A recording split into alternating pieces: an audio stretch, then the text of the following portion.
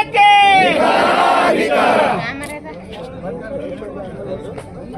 ನಮ್ಮ ವಿಧಾನ ಪರಿಷತ್ ಸದಸ್ಯರಾದಂತಹ ಅರುಣ್ ಶಾಪೂರ್ ಸರ್ ಅವರೇ, ನಮ್ಮ ವಿಜಯ್ ಕುಡಿಂಗ್ನೂರ್ ಸರ್ ಅವರೇ, ಮಳುಗುಡನ ಪಾಟೀಲ್ ಅವರೇ ಮತ್ತು ಎಲ್ಲ ಮೋರ್ಚಾಗಳ ಅಧ್ಯಕ್ಷರೇ, ಪದಾಧಿಕಾರಿಗಳೇ ಮತ್ತು ಭಗಿನಿಯರೇ, ಇವತ್ತು ನಾವು ಇಲ್ಲಿ ಸೇರಿರೋದು ಒಂದು ಕಾಂಗ್ರೆಸ್ ಸರ್ಕಾರದ ಏನು ಹುನ್ನಾರ ನಡೆದಿದೆ, ಹಿಂದೂ ವಿರೋಧಿ ಹುನ್ನಾರವನ್ನ ಪ್ರತಿಭಟಿಸಲಿಕ್ಕೆ ನಾವೆಲ್ಲರೂ ಇಲ್ಲಿ ಸೇರಿದ್ದೀವಿ.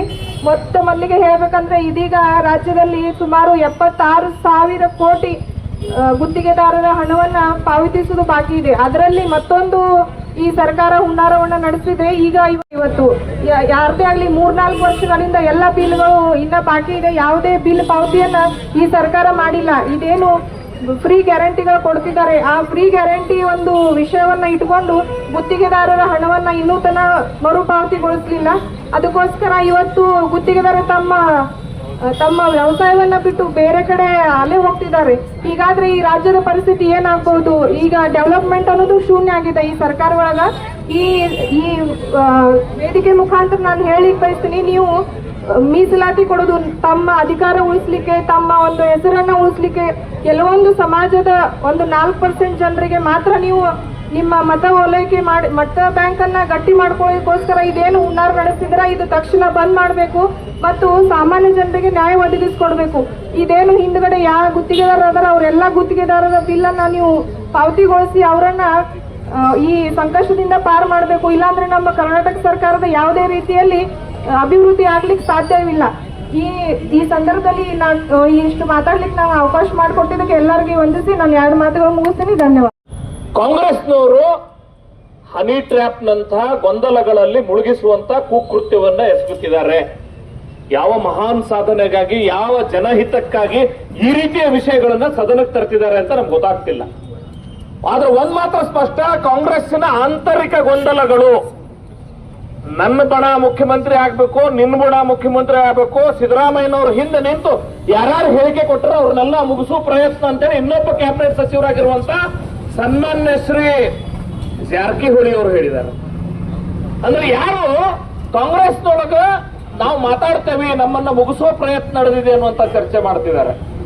ಈ ಎಲ್ಲಾ ಗೊಂದಲಗಳನ್ನ KN ರಾಜಣ್ಣ ಅವ್ರನ್ನ ಇಟ್ಕೊಂಡು, ಜಾರಕಿಹೊಳಿ ಅವ್ರನ್ನ ಇಟ್ಕೊಂಡು ಸನ್ಮಾನ್ಯ DK ಶಿವಕುಮಾರ್ ಅವರು ರಾತ್ರೋರಾತ್ರಿ ಮುಖ್ಯಮಂತ್ರಿ ಆಗ್ಬೇಕು ಅಂತ ಹೇಳಿ ಇಡೀ ರಾಜ್ಯದ ರಾಜಕಾರಣವನ್ನ ಹಾಳುಗೆಡುವಂತ ಕೆಲಸ ಮಾಡ್ತಿದ್ದಾರೆ. ನಿಮ್ಮೆಲ್ಲರಿಗೂ ಗಮನಕ್ಕೆ ಬಂದಿದೆ ಅಂತ ಭಾವಿಸ್ತೇನೆ. ಯಾವ ರೀತಿ ನಡೆಯಿತು, ಯಾವ ಪುರುಷಾರ್ಥವನ್ನ ಇವರು ಸದನವನ್ನ ನಡೆಸುವ ಮೂಲಕ ಸಾಧಿಸಿದ್ರು ಅಂತ ನನ್ಗೆ ಇವತ್ತವರೆಗೂ ಗೊತ್ತಾಗ್ಲಿಲ್ಲ. ಏನು ಇಡೀ ಸದನದಲ್ಲಿ ಸನ್ಮಾನ್ಯ ಸಿದ್ದರಾಮಯ್ಯನವರೇ ನೀವು ಸಾಧಿಸಿದ್ದೇನು? ಬಜೆಟ್ ಮಂಡನೆ ಮಾಡುವ ಮೂಲಕ ಬಜೆಟ್ ಯಾರಿಗಾಗಿ ಮಂಡನೆ ಮಾಡಿದ್ರು ಅನ್ನುವಂತ ಭಾವನೆ ನಿರ್ಮಾಣ ಮಾಡಿದ್ರೆ, ಬಜೆಟ್ ಇದು ರಾಜ್ಯದ ಜನತೆಗಾಗಿ ಅಲ್ಲ, ಕಾಂಗ್ರೆಸ್ಸಿನ ಮತ ಬ್ಯಾಂಕ್ ಅನ್ನ ಗಟ್ಟಿಗೊಳಿಸೋ ದೃಷ್ಟಿಯಿಂದ, ಅಲ್ಪಸಂಖ್ಯಾತರ ತುಷ್ಟೀಕರಣ ದೃಷ್ಟಿಯಿಂದ ಇಡೀ ರಾಜ್ಯದ ಜನಸಾಮಾನ್ಯರು ಕೂಡ ಇದೊಂದು ಹಲಾಲ್ ಬಜೆಟ್ ಅನ್ನುವಂತ ಕರೆಯುವ ಮಟ್ಟಿಗೆ ಅಲ್ಪಸಂಖ್ಯಾತರ ತುಷ್ಟೀಕರಣದ ಬಜೆಟ್ ಮಂಡನೆ ಮಾಡಿದ್ರೆ, ಇಡೀ ರಾಜ್ಯದ ಜನತೆ ಬೇಡಿಕೆಗಳನ್ನ ಕನಿಷ್ಠ ಪಕ್ಷ ಹೋಗ್ಲಿ, ರಾಜ್ಯದ ಜನತೆ ಬೇಡಿಕೆ ಅಲ್ಲ, ಕಾಂಗ್ರೆಸ್ ಪಕ್ಷದ ಶಾಸಕರ ಬೇಡಿಕೆಗಳನ್ನು ಕೂಡ ಈ ಬಜೆಟ್ ನಲ್ಲಿ ಅವರು ಕೊಡ್ಲಿಕ್ಕಾಗಿಲ್ಲ. ನೀವು ಯಾವುದೇ ಕಾಂಗ್ರೆಸ್ಸಿನ ಶಾಸಕರನ್ನು ಹೋಗಿ ನೀವು ಒಂದ್ಸಲ ಮುಟ್ಟಿ ನೋಡಿ, ಸರ್ ನಿಮ್ಮ ಕ್ಷೇತ್ರಕ್ಕೆ ನೀವೇನ್ ತಂದಿರಿ ಅಂತ ಒಂದೇ ಪ್ರಶ್ನೆ ಮಾಡ್ರಿ.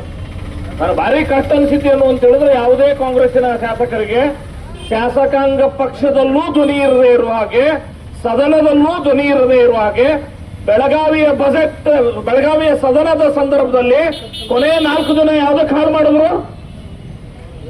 ಅನಗತ್ಯ ವಿವಾದಗಳಿಗಾಗಿ ಹಾಳು ಮಾಡಿದ್ರು. ಈ ಸದನಲ್ಲೂ ಕೂಡ ಬಜೆಟ್ ನಿಂದ ಜನರ ಗಮನವನ್ನ ನಾವು ಹಲವಾರು ಬಜೆಟ್ ಕೊಟ್ಟಿದ್ದೀವಿ ಅಂತ ಜನಸಾಮಾನ್ಯರು ಅರ್ಥ ಮಾಡ್ಕೊಂಡಿದ್ದಾರೆ. ಗಮನವನ್ನ ಬೇರೆಡೆಗೆ ತಿರುಗಿಸುವ ದೃಷ್ಟಿಯಿಂದ ಇವತ್ತು ಪ್ರಜಾವಾಣಿಯವರು ಬಹಳ ಚಂದ ಬರೆದಾರ, ಮಧುಜಾಲ ಅಂತೇಳಿ ಹನಿ ಟ್ರ್ಯಾಪ್ ಅನ್ನುವಂತ ಕಥೆಯನ್ನು ಕಟ್ಟಿಬಿಟ್ಟು ಇಡೀ ರಾಜ್ಯದ ಜನತೆಯ ಗಮನವನ್ನ ಬೇರೆ ಕಡೆಗೆ ಸೆಳೆಯುವಂತ ಪ್ರಯತ್ನ ಮಾಡಿದ್ದಾರೆ. ಕಾಂಗ್ರೆಸ್ಸಿನ ಅಧಿನಾಯಕ ಯಾರೀಗ? ಸೋನಿಯಾ ಗಾಂಧಿ, ರಾಹುಲ್ ಗಾಂಧಿ ಅಲ್ಲ, ಸನ್ಮಾನ್ಯ ಮಲ್ಲಿಕಾರ್ಜುನ್ ಖರ್ಗೆ. ನೋಡ್ರಿ ಕಾಂಗ್ರೆಸ್ನೊಳಗೆ ಏನ್ ನಡೀತಿದೆ ಅಂತ ಜನಸಾಮಾನ್ಯರಿಗೂ ಅರ್ಥ ಆಗದೆ ಇರುವಂತಹ ಸ್ಥಿತಿ ನಿರ್ಮಾಣ ಆಗಿದೆ. ಸ್ವತಃ ಮಲ್ಲಿಕಾರ್ಜುನ್ ಖರ್ಗೆ ಸಿದ್ದರಾಮಯ್ಯನವ್ರ ಮನೆಗೆ ಹೋಗಿ ಕಾಲು ಹಿಡಿದುಕೊಳ್ಳುವಂತ ಪರಿಸ್ಥಿತಿ. ಕಾಲು ಬಿಡುತ್ತೇವೆ, ನೀವು ಹನಿ ಟ್ರ್ಯಾಪಿನ ವಿಷಯ ಚರ್ಚೆ ಮಾಡಬೇಡಿ ಅಂತ ಹೊರಗಡೆ ಬಂದ ನಂತರ ಮಾಧ್ಯಮದವ್ರಿಗೆ ಹೇಳಿದ್ದೇನು, ಹನಿ ಟ್ರ್ಯಾಪ್ ಬಗ್ಗೆ ಚರ್ಚೆ ಮಾಡಲ್ಲ, ನಾನು ರಿಯಾಕ್ಟ್ ಮಾಡಲ್ಲ ಅಂತೇಳಿ. ಸ್ವಾಮಿ, ನಿಮ್ಮ ಪಕ್ಷದ ಹಲವಾರು ಜನ ಸಚಿವರು, ಈ ಜಿಲ್ಲಾ ಉಸ್ತುವಾರಿ ಸಚಿವರನ್ನು ಸೇರಿದಂತೆ ಹನಿ ಟ್ರ್ಯಾಪ್ ವಿಷಯದೊಳಗ ಏನೆಲ್ಲ ರಿಯಾಕ್ಟ್ ಮಾಡಿದ್ದಾರೆ ಅಂತೇಳಿ AICC ಅಧ್ಯಕ್ಷರು ಒಂದ್ಸಲ ಗಮನ. ಸ್ಟಾರ್ಟ್ರೆ ಇವತ್ತು ವಿಜಯಪುರ ಜಿಲ್ಲೆ ಭಾರತೀಯ ಜನತಾ ಪಾರ್ಟಿ ವತಿಯಿಂದ ಹೋರಾಟ ಕಾಂಗ್ರೆಸ್ ಪಕ್ಷದ ವಿರುದ್ಧವಾಗಿ ಹೋರಾಟವನ್ನು ಮಾಡಿ ಅಂಬೇಡ್ಕರ್ ಸರ್ಕಲ್ನಿಂದ ನಾವು ಪಾದಯಾತ್ರೆ ಮುಖಾಂತರ ಅಲ್ಲಿ ಪ್ರಕೃತಿಯನ್ನು ದಹನ ಮಾಡಿ ಪಾದಯಾತ್ರೆ ಮುಖಾಂತರ ಜಿಲ್ಲಾ ಕಚೇರಿಗೆ ಬಂದು ಹೋರಾಟದ ಮನವಿಯನ್ನು ಸಲ್ಲಿಸಲಾಯಿತು. ಈ ಹೋರಾಟದ ಉದ್ದೇಶ ಈ ಕಾಂಗ್ರೆಸ್ ಕರ್ನಾಟಕದಲ್ಲಿದ್ದಂಥ ಕಾಂಗ್ರೆಸ್ ಸರ್ಕಾರ ಇದು ಬರೀ ಮುಸಲ್ಮಾನರಿಗೆ ತುಷ್ಟೀಕರಣ ಮಾಡ್ತದೆ ಅನ್ನುವಂಥ ಒಂದು ವಿಷಯವಾಗಿ ಹೋರಾಟ ಮಾಡಿದ್ವಿ. ಈ ತುಷ್ಟೀಕರಣ ಅನ್ನುವಂಥದ್ದೇನು 4% ಏನು ಈಗ ರಿಸರ್ವೇಷನ್ ಕೊಟ್ಟಿದ್ದಾರೆ. ಕಾಂಗ್ರೆಸ್ ಸರ್ಕಾರದಲ್ಲಿ ದಲಿತರಿಗಾಗಿ ಕಾಂಗ್ರೆಸ್ ಸರ್ಕಾರ ಅನ್ನುವಂಥ ಒಂದು ದಿನ ಇತ್ತು. ಇವತ್ತು ಆ ದಲಿತರಿಗೂ ಸಹಿತ ಮೋಸ ಮಾಡಿದಂಥ ಈ ಕಾಂಗ್ರೆಸ್ ಸರ್ಕಾರದ ವಿರುದ್ಧವಾಗಿ ನಾವು ಇವತ್ತು ಮನವಿಯನ್ನು ಕೊಟ್ಟಿದ್ದೀವಿ ಹೋರಾಟ ಮಾಡೋ ಮುಖಾಂತರ.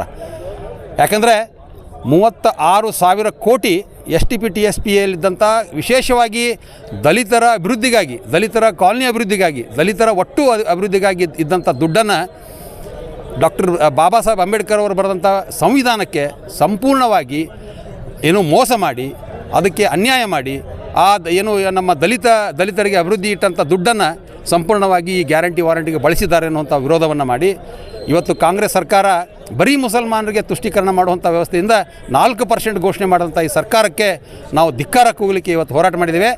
ಅದೇ ರೀತಿ ಈ ಕಾಂಗ್ರೆಸ್ ಸರ್ಕಾರದಲ್ಲಿ ಒಂದು ವಿಧಾನ ಏನು ನಮ್ಮ ಸಂವಿಧಾನದಲ್ಲಿ ಈ ವಿಧಾನಸಭೆಯಲ್ಲಿ ನಡೆದಂಥ ಅಧಿವೇಶನ ಅಂದರೆ ಅದೊಂದು ಈ ಸಂವಿಧಾನದ ದೇವರ ಗರ್ಭಗುಡಿ ಇದ್ದಂಗೆ.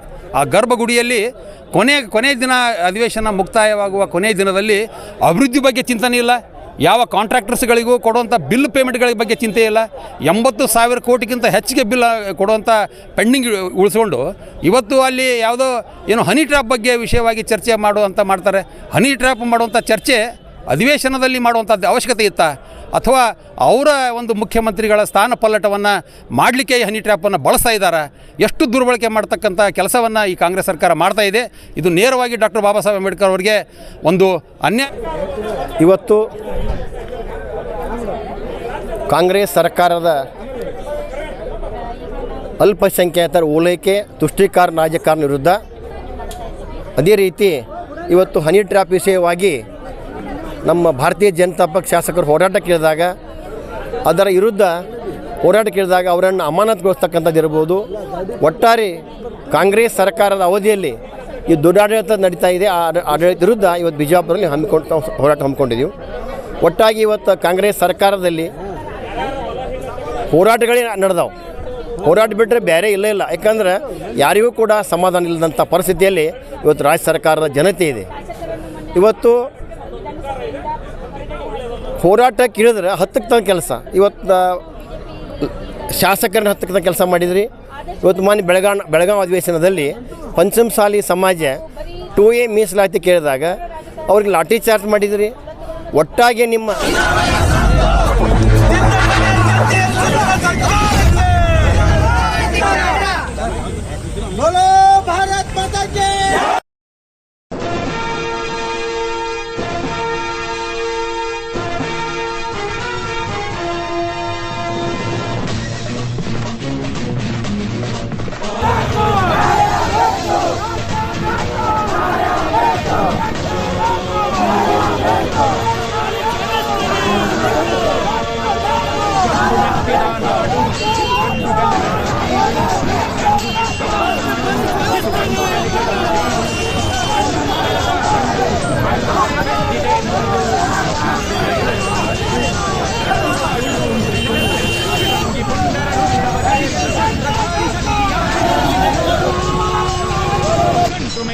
ನಾಡು ಇದು ಬಿಡುಗಲಿಗಳ ಬೀಡು.